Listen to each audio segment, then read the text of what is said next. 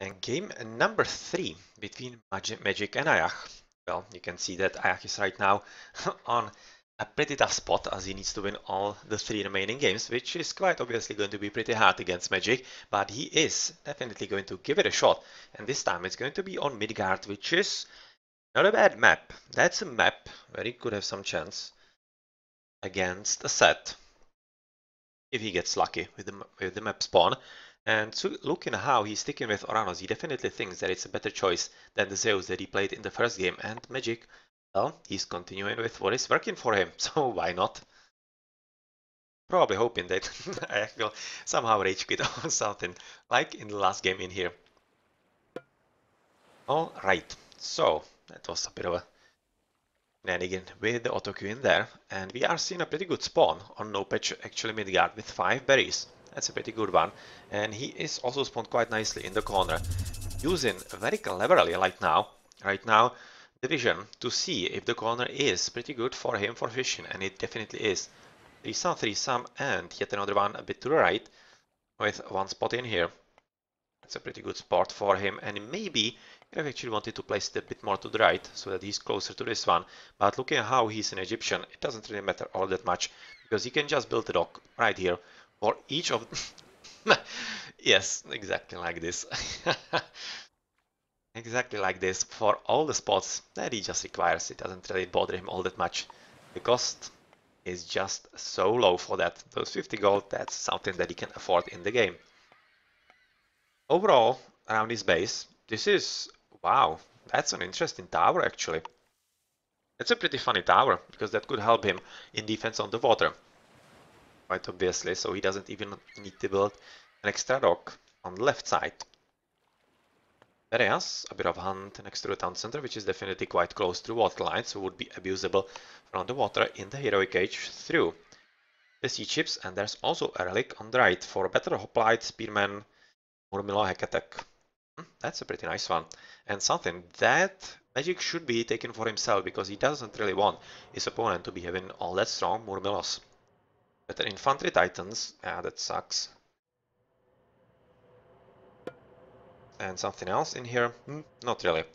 The goal distribution seems to be kinda okayish in the middle, with advantage being for Ayah, who is having 1 extra gold at the back, which is a fool, which is something that Magic doesn't have. He has 1 on the right, which is something that probably he will try to somehow control, but he might also go to the left right now, scouting exactly there. And even though this is also very close to water, it's much better because it's halfway controlling the gold at the bottom and on the right, especially the one at the bottom. Looking at how it's hidden in the clearing of the forest in here, that's a pretty good spot for him really. So I'm really thinking that he's going to be expanding to the left, as that is a pretty good spot for him.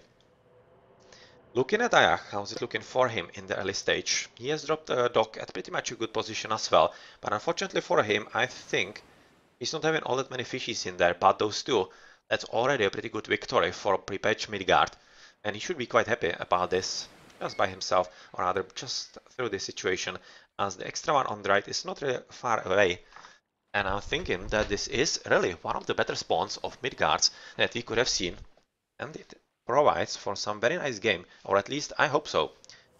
It is almost going to be finished for Ayah, as we are aiming for a time when the temple should be coming down. So let's already switch into Ayah. His town centers are, yeah, pretty decent. They're, when you consider it, they kinda useless. The one on the right is most definitely useless, but better than for Magic, obviously, as it isn't in water range, and there's also a bit of converting of the walruses and trying to get them a bit closer.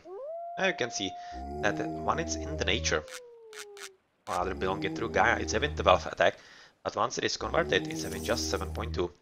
But it isn't all that much OP.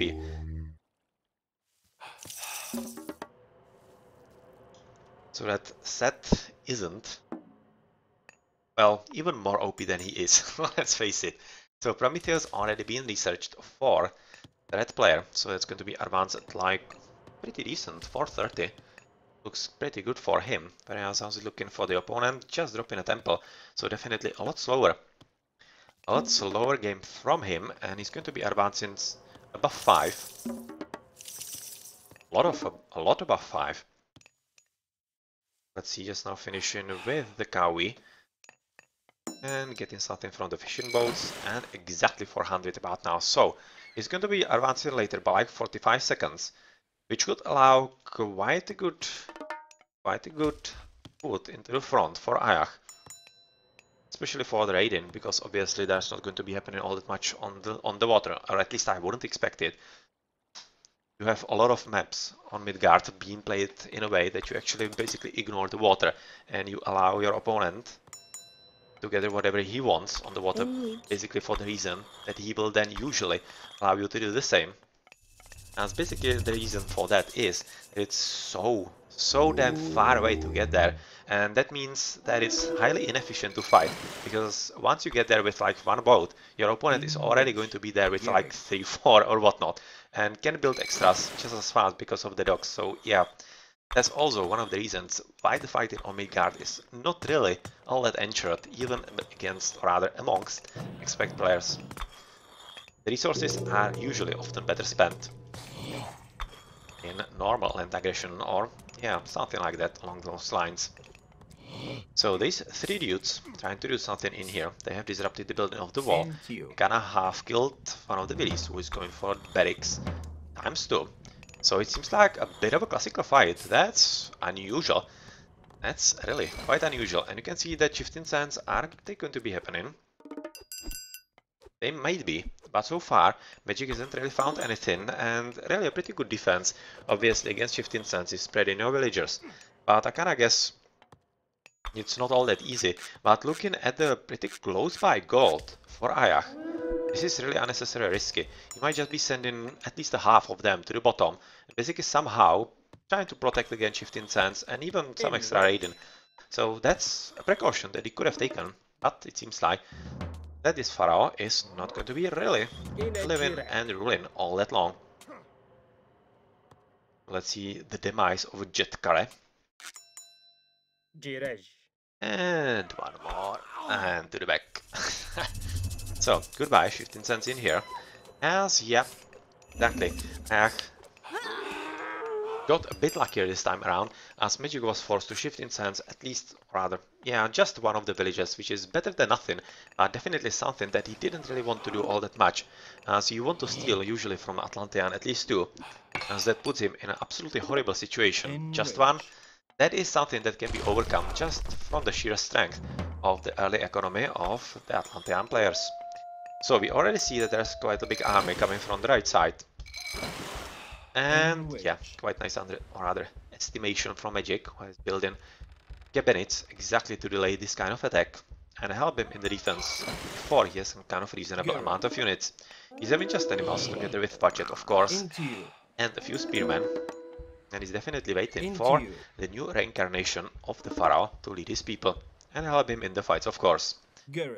Not looking that Magic already has a pretty big army, going for a bit of raiding through the left side, trying to basically secure the map and looking where his opponent is and where he is potentially raiding. So this is going to help him in somehow ascertain the position on the map and make sure that he isn't surprised by anything. So that was Valor cast in here, alright, on the reinforcements, on the Murmilos and the Turmas, and what's interesting to see is that Ayah is going for a second TC, and is he going to be fast enough? I'm slightly worried for him that Magic might be finding him, but he is turning to the left, and are they catching this poor citizen? Oh no, they aren't. Magic was just paying attention to his home base, where there's a pretty big encounter right now happening between, yeah, basically flanks of the armies. This is most of the army from Ayah, but just a flank of Magic, and I'm fully expecting, yeah, you can see on the minimap that a lot of red dots are still coming in, so they are right now going to be joining into the fight, but unfortunately looking at the reinforcements from blue player and of course the extra fire tower, fire, that's right, that was definitely going to be enough. Yeah. Pretty nicely played by Magic, and he's having pretty good economy right about now. So, as we have seen, that those guys with the spears actually missed the villager. Not for too long, as they have returned for him. They have cornered him about the forest in here. I have just seen that on the minimap in there. But yeah, right now they are going to be paying with their lives, because they were just too daring and entered the domain of the red player and of those Prometheans. Yep, they are not going to be killing anything like this. But what has to be said is that Magic has basically successfully defended himself. And he's right now having a pretty problematic army for Ayah. And even though Ayah should be the one putting the pressure on his opponent, he most certainly doesn't have the units. And looking how Magic is quite into the Spearman. I'm kind of thinking that Ayah might not be doing a bad thing if he's switching to a few Cairo Ballistas. So far he needs extra housing, of course. Bullreg. Because even though he's at 2 TCs, he's just at 110 population, which is also the reason why he's losing, of course. Bullreg. Going for towers. So far not. But with having the army right about now consisted of a lot of Prometheans, I'm not exactly sure that he wants to take any kind of encounter with them.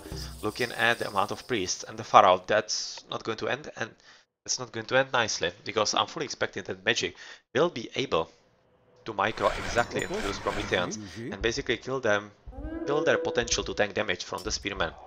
So let's see. The Valor just now being cast, the last one.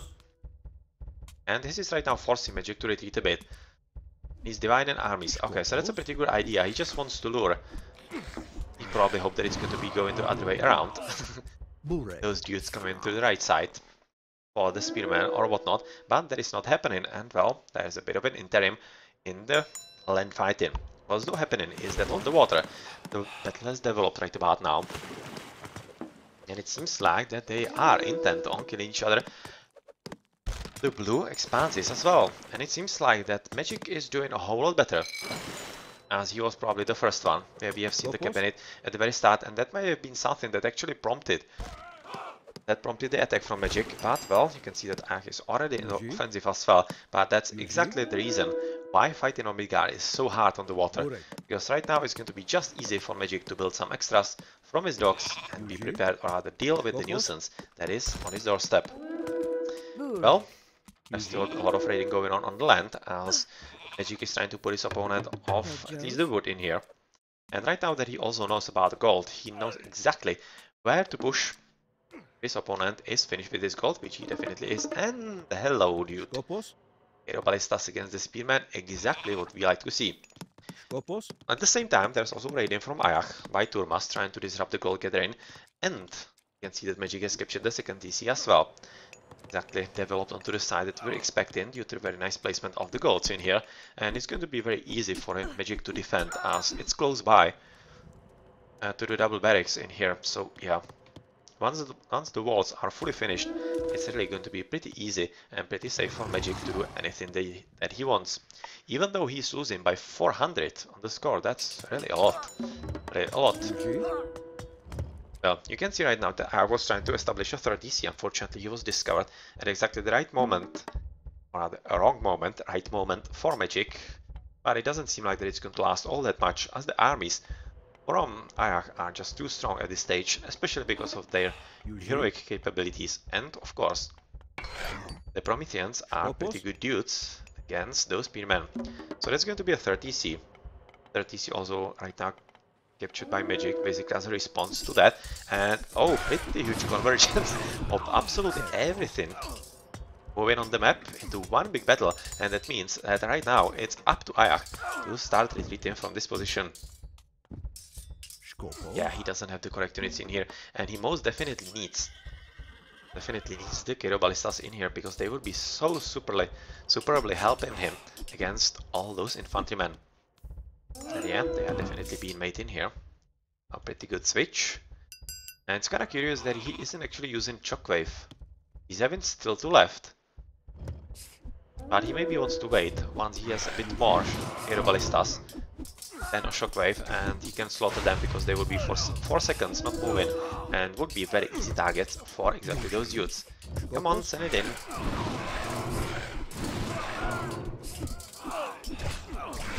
This is really weirdly played from Ayah, I have to say, because I'm not exactly seeing why the Turmas, at least the Turmas, weren't really targeting at least the Pharaoh and the priests, because that allowed Magic to basically own all the Prometheans, unfortunately for him, and that was exactly the kind of army, rather the units, that he was hoping that were going to help.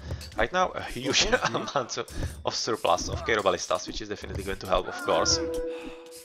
And I'm not exactly sure why Magic is even taking this fight, because he's obviously losing, but he is probably spending his attention elsewhere. Maybe on the water, as he's being raided by Ayah. On the dock in here as well, but well, Magic is also doing what he can. But so far, he is just a bit of idle.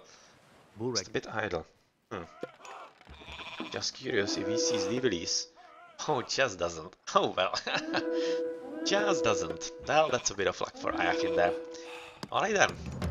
On the water overall, if you have a look on the minimap, you can see the red dots are everywhere around the blue docks, so that means that Ayah is doing a pretty good job in there. But it seems like that Magic is slowly but surely readying for himself to advance into the next age. Pretty decent amount of resources right about now, so he's probably aiming in there and also making sure that this part of the map is going to be staying his, and those few extra towers are going to ensure exactly that. As if he lost this part of the map, that would be pretty hard for him to capture the one on the right, even though he is already attempting to somehow diversify his portfolio in there. But really, there's not the TC for the potential mercenaries or anything, so it will be pretty hard for him to control. Switching to Ayah, if he's also advancing. Oh yeah, he has just clicked into Teia. Controlling the map, trying to see if his opponent is somewhere in there. Right now he at least knows that Magic knows and is kinda halfway ready to go there. So, yep, this is telling Ayah that he will have to move there from time to time to at least check on Magic if he isn't gathering at that spot. In the meantime, let's check if somebody is maybe having some, for example, copper shields for Ayah. And there's some kind of army for blue. Nothing, just mediums in there. That's also interesting to notice. Medium slingers, medium... where is some spearmen, goddammit? Yeah, medium. Medium spearmen, whereas the murmilos are what?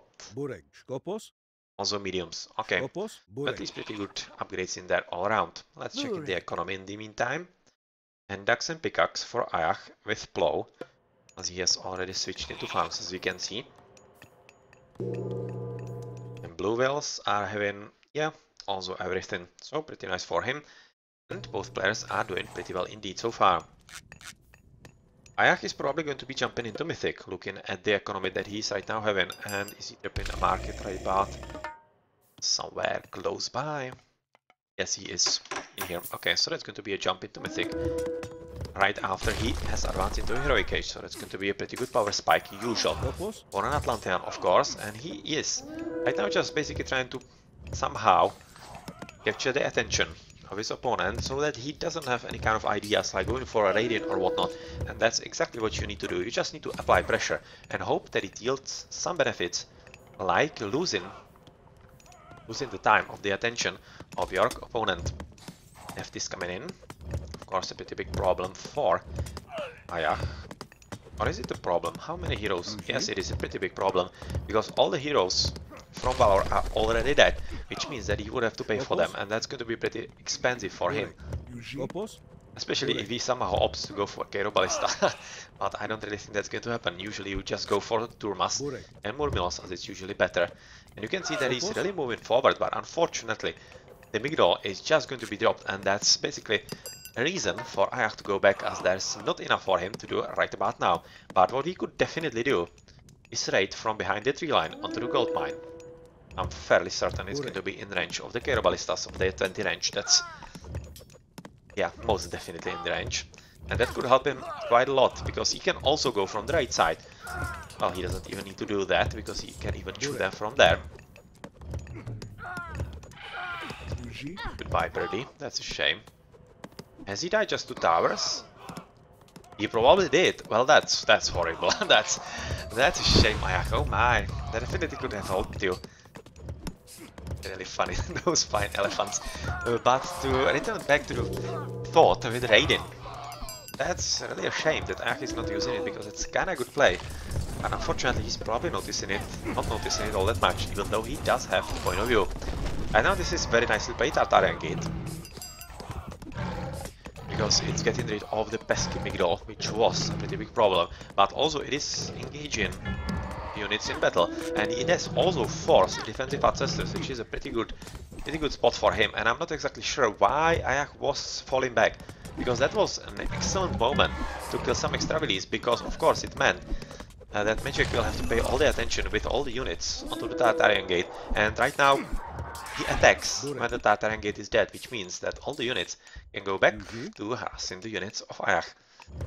That was an opportunity missed, I'm afraid. Well, let's see, maybe it's not going to matter all that much, as the Guild Migdol is pretty much the most important stuff in here. And what do we see at the bottom? Oh well, Scorpion Man getting some kills in. Bit of a gangbang in here. Well, not any longer, didn't really enjoy that, the Scorpion Man obviously, but we have a pretty strong push on the left side, and already a fortified TC for Magic. Well, that's definitely going to help, and you can see that he has so far not used any kind of mercenaries. Going, god damn it, since I finish it, he's going with the first ones, and yep, he is right about now comfortable. As we can see, Ayah is quite straight on the economy. Super strongly strained, even though he's popped right about now, having just shoved mine so far. And switching into Magic, he's much happier about it overall. And yep, this is an excellent spot for the Tornado. Not because of the buildings, but because he has got quite a lot of army, and a valuable one. He has killed so many of the Carrier-Ballistas, which are so expensive and very hard to replace for Ayah right about now. And you can see the damage is just huge. Ayah has just lost absolutely everything right about now. Double bellies. The bulk of his army, the most important one that was doing the bulk of the fighting for him. The Carrier-Ballistas, well, that sucks. Well, that's a pretty big power swing right about now, and this will allow Magic to get back on his feet quite strongly. You can see that he already is going for a bit of raiding with the Avenger and various assortment of animals. Probably being pretty cold in here, those hippos and the rhinoceros. But, well, Titan Gate is right now being researched by Ayah, but I'm slightly afraid for him. It might be tough for him to build. But what's going for him at this stage is that the Tornado is already off, as Magic has used it on the army, which was a pretty good use, so it wasn't really any kind of mistake. Not waiting for the Titan Gate, so let's see if Ayah can finish with it. It's going to be pretty tough, but it still could happen for him. On the water, in the meantime, Leviathan is going to be popping up, so he's dead in here, and of course that means, looking also on the map overall, that Blue is having all the fishies that he can get. So all the army from Ayah already having Murmilos with bronze shields and copper weapons, and the opponent having some kind of unit. Max meant nothing. And there's a bit of a raiding party. The raiding party going to the bottom, and oh well, that's going to be a pretty good bonus for Magic. If he can keep it captured, that would have helped him quite a lot, because he definitely has the gold as a Negi. You can see on his economy that he's most definitely having exactly the resources that he needs. Pretty good strong echo right about now, even though he's popped. So yeah, that is telling you that he's having a pretty good game. And well, the Avenger is most definitely working his ass off. And the villagers are just dying in throngs. As there's quite literally nothing that Ayah can do right about now. For the sole reason that he doesn't even have the resources, he doesn't have the food, because he has been put out of the water to even make heroes out of anything. Usually you want the heroes out of those guys, out of the Murmilos, but he really doesn't have the resources for those, so yep. Could potentially make heroes from Turmas, which would have helped. But, well... Oh, that was a surprise. Because it seemed like that he has weathered the storm, but he probably recognized that he has lost too many villagers. We are going to be having a look to the post game how much he actually lost, but pretty much when you have a look at the dead bodies, that's 1, 2, 3, at least 4 or 5. That's a lot, but is it really worth it to resign? Well, he probably actually thought that without the gold economy, or rather food economy, sorry, well, gold also, but mainly the food, he was kinda toast, and that he wasn't really going to stand a chance against the army when it comes knocking. Now this is basically what he has Opals? left, and he doesn't have anything all that much more, and once the attack is already in, and yeah, this is the reason. Okay, he was already under attack on the left side, through the catapults behind the tree line. It's very nicely hidden by magic, and there was no army that magic, or rather that Ayah could be spending in there and sending to defend, and with the extra buildings in here, temple, barracks, and siege works, it would have been pretty tough for Ayah to deal with that. Okay, so that makes sense why he did resign at this stage. Well, that was, though, the best game, obviously, the longest game by far, 21 minutes, better than the 7 and 5 from the first and second, and this definitely looked like a real game. But still, congrats Magic on advancing into the third round. Looking at the post-game, kinda usual, just improvements better for Ayah with Mythology. But yeah, Egyptian usually doesn't win on Mythology. Really strong echo by Magic, but since he has won the water, it was kinda expected. And the same military count from both. It's funny. That is funny.